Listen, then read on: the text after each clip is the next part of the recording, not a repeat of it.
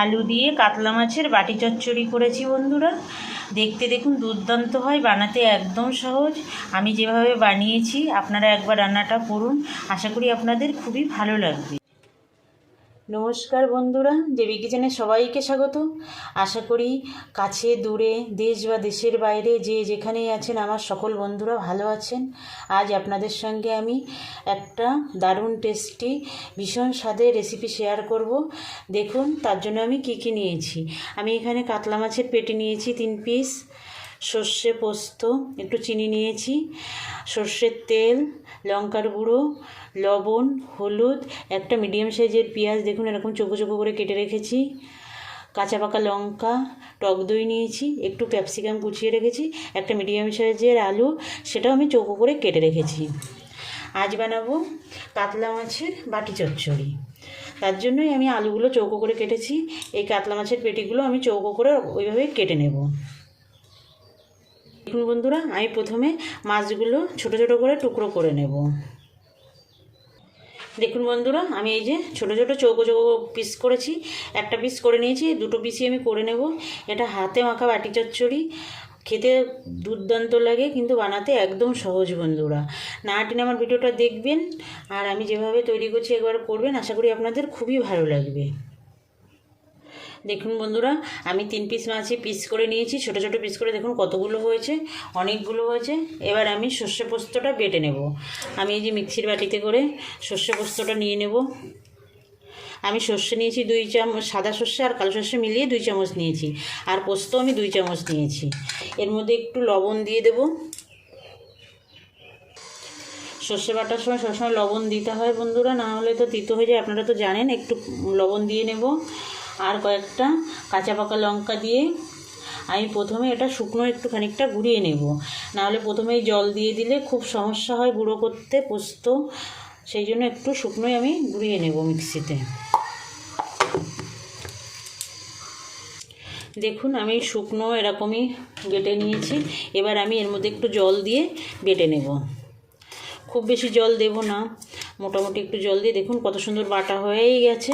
না হলে যদি প্রথমেই জল দিয়ে দেওয়া হয় তাহলে খুব অসুবিধা হয়, পোস্তটা বাটা হতে চায় না, যার জন্য জলটা পরে দিতে হয়। এবার একটু জল দিয়ে বেটে নেব।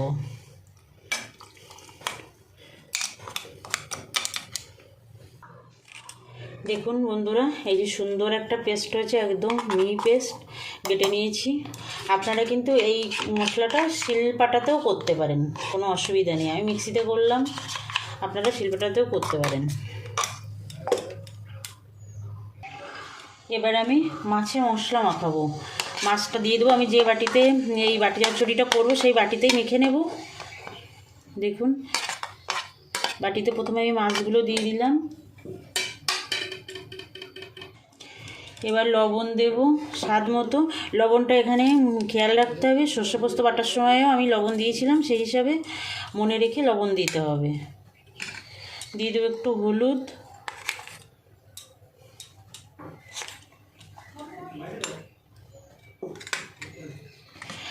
কুচিয়ে রাখা পেঁয়াজটা দিয়ে দেব,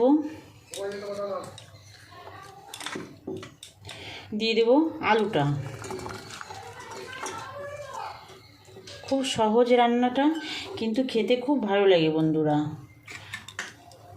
বানাবেন, এই একটা পদ দিয়েই পুরোটা খাওয়া যায়। একটু লঙ্কার গুঁড়ো দিয়ে দেবো, লঙ্কাটা আপনারা আপনাদের স্বাদ মতো দেবেন। দিয়ে দেবো টক দইটা, টক দইটা একটু ফেটিয়ে দিয়ে দেবো।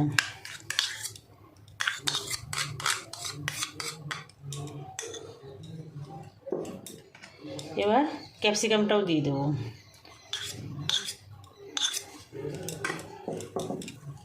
দিয়ে একটু মিশিয়ে নেব।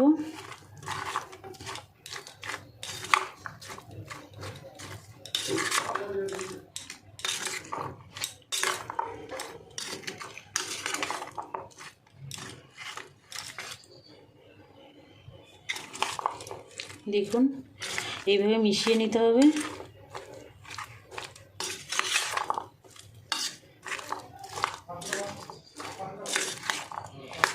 এবার আমি যে মশলাটা বেটে রেখেছিলাম ওই মশলাটা দিয়ে দেব।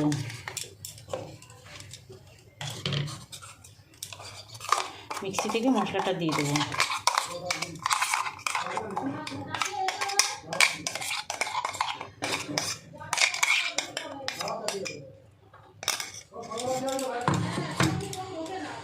দেখুন বন্ধুরা, মশলাটা দিয়ে দিয়েছি। এবার হাত দিয়ে মেখে নেব। যেহেতু এটা হাতে মাখা বাটি চচ্চড়ি, তখন হাত দিয়ে তো মাখতেই হবে, চামচ দিয়ে ভালো করে হবে না। হাত দিয়ে মাখলে স্বাদটা হয় আরও বেশি ভালো, আর সব মশলাগুলো ভালো মাখা হয়।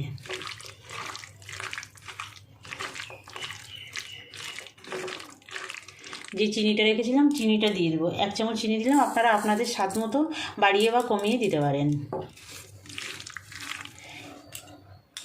এবার অল্প অল্প একটু তেল দেব আর মাখবো। সরষের তেলের এই রান্নাটা করলে ভালো লাগে সব থেকে। তার মধ্যে যদি কেউ একদমই সরষের তেল না খান, তাহলে আপনারা সাদা তেল দিয়ে করে খেতে পারেন। দেখুন কত সুন্দর লাগছে দেখতে, খেতে কিন্তু দুর্দান্ত হয়। বন্ধুরা, বানাবেন একবার বাড়িতে।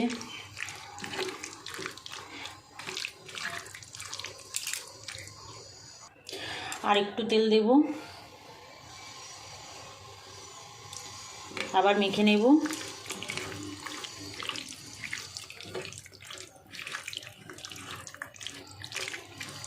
তেল দিয়ে মাখলে একদম, যখন এটা মনে হবে একদম স্বচ্ছ মনে হচ্ছে, দেখুন একা একাই সরে যাচ্ছে, তখন মনে হবে যে তেলটা ঠিকঠাক আছে। এবার আমি এটা সমান করে দেবো। মাখা হয়ে গেছে।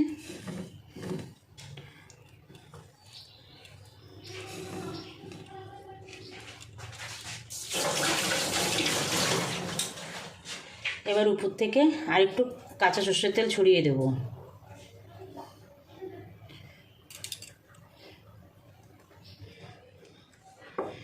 এবার 5-6টা কাঁচা পাকা লঙ্কা দিয়ে দেব উপর থেকে।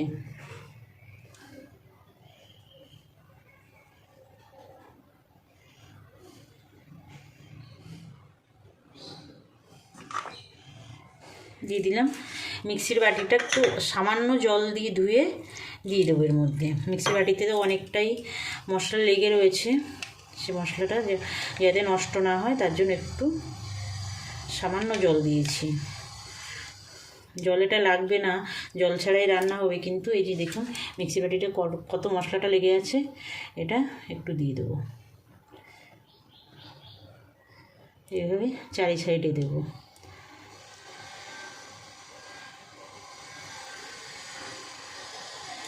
এবার এটা ঢাকা দিয়ে 10 মিনিট রাখবো।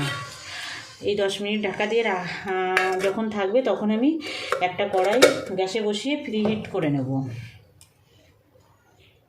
দেখুন বন্ধুরা, আমি কড়াইটা 10 মিনিট প্রিহিটে বসিয়েছিলাম, গরম হয়ে গেছে। এবার একটা খাবার রাখা স্ট্যান্ড দিয়ে দেবো এরপরে, দিয়ে আমি মশলা মাখা বাটিটা এরপরে বসিয়ে দেবো। 10 মিনিট হাই ফ্লেমে রাখবো, তারপরে লো ফ্লেমে রাখতে হবে, সেটা আমি বলে দেবো।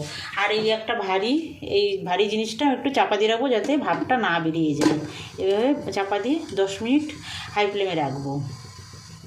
দেখুন বন্ধুরা, 10 মিনিট হয়ে গেছে। আমি দেখিয়ে দিচ্ছি কী অবস্থায় আছে। ঢাকা খুলে দিলাম। এবার একটু নিচের ঢাকনাটা একটু তুলে একটু দেখিয়ে দিচ্ছি। দেখুন ফুটতে শুরু করেছে বাটি চচ্চড়িটা। এবার একটু নেড়ে দেবো, নিচে যাতে লেগে না যায়, আর নিচে জিনিসগুলো উপরে জিনিসগুলো নিচে, এভাবে একটু নেড়ে দিতে হবে। 10 মিনিট হাই ফ্লেমে রেখেছি। এবার আমি লো ফ্লেমে আর 10 মিনিট রান্না করব, তাহলে এই বাটি চচ্চড়িটা হয়ে যাবে। দেখুন কত সুন্দর ফুটছে, আর দেখতে কত সুন্দর লাগছে। দেখুন 1 চামচেই পুরো ভাত কমপ্লিট হয়ে যাবে।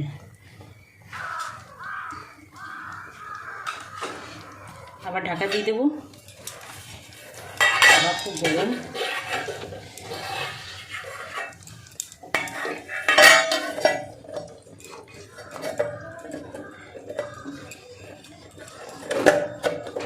লাগিয়ে দিলাম।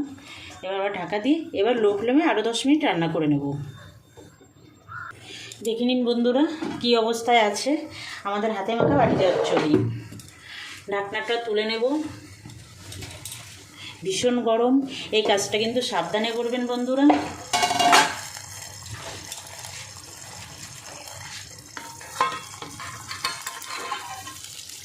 দেখুন কত সুন্দর ফুটছে আর দেখতে খুব দারুণ হয়েছে, খেতেও দুর্দান্ত হয়। একটু নেড়ে দিই, না লাগেনি নিচে, ঠিকই আছে, হয়ে গেছে। বাটি চচ্চড়ি একদম রেডি। দেখুন মাছ আলু সব সুন্দর সিদ্ধ হয়ে গেছে। এবার ঢাকা দিয়ে গ্যাস অফ করব। গ্যাস অফ করে ঢাকা দিয়ে 10 মিনিট রেখে দেবো। যে সকল বন্ধুরা এখনও পর্যন্ত আমার চ্যানেলটা সাবস্ক্রাইব করেননি, আপনাদের কাছে অনুরোধ আমার চ্যানেলটা সাবস্ক্রাইব করে আমার সঙ্গে বরাবরের জন্য থাকবেন। আর যে সকল বন্ধুরা আমার সঙ্গে আছেন, আমার চ্যানেলটা সাবস্ক্রাইব করেছেন, তাদেরকে তো অসংখ্য ধন্যবাদ। আমার সঙ্গে থাকবেন বরাবরের জন্য। লাইক কমেন্ট করবেন, শেয়ার করবেন বন্ধুদের কাছে। গ্যাসটা অফ করে দিলাম, ঢাকা দিয়ে একটু ঠান্ডা হতে দেবো 10 মিনিট। চাপা দিয়ে রাখবো যাতে ভালো করে সুসিদ্ধ হয়ে যায়। দেখুন বন্ধুরা, এই যে নামিয়ে নিয়েছি হাতে মাখা কাতলা মাছের বাটি চচ্চড়ি। দেখুন কত সুন্দর দেখতে হয়েছে, খেতেও হয় দুর্দান্ত। তাই বাড়িতে একবার বানিয়ে নিন আর গরম ভাতের সঙ্গে জমিয়ে খান। আজ তাহলে এখানেই শেষ করছি ভিডিওটা। আবার দেখা হবে নতুন কোনো অন্য ভিডিওয়। নমস্কার।